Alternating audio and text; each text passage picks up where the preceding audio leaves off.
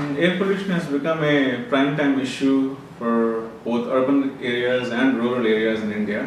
And we see has direct impact on our social life, direct impact on our health, and on a long-term basis, it's going to change the way we are handling our resources. And we do a lot of research on air pollution, both in the cities and at the regional scale. And we think it's a really important one, mainly because it interlinks many of our ways of life.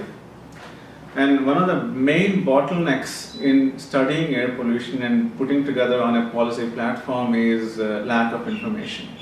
So when I say lack of information, it links to both the data coming from the measurements on like how much pollution are we breathing, or how much pollution are we exposed to at different times or different areas.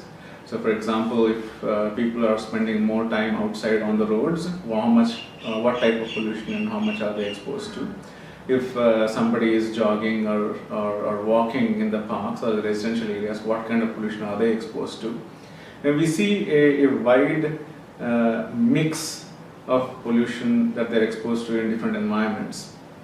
And this is also becoming an issue because the diversity we have in India in terms of pollution sources. If we are focusing only on the urban areas, we have a large contribution coming from the transport sector, but equally a strong contribution coming from cooking and heating needs, depending on where those cities are.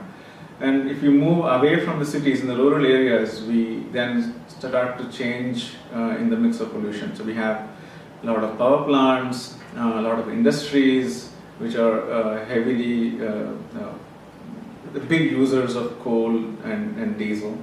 And so the source contributions change quite a bit, but the main focus of air pollution remains the same. And the questions that we are trying to address remain the same. How much is the pollution?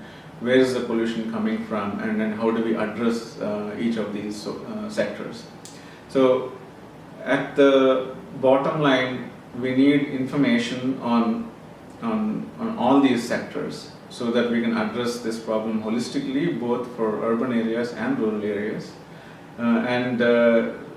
We need this information so that we can alert public both on short-term impacts and also on long-term impacts. So they can take measures whether to go out or not, or what are their long-term health implications. So at the end, we need information on air pollution so that we are more informed in addressing this issue and help the policymakers make a better judgment of this.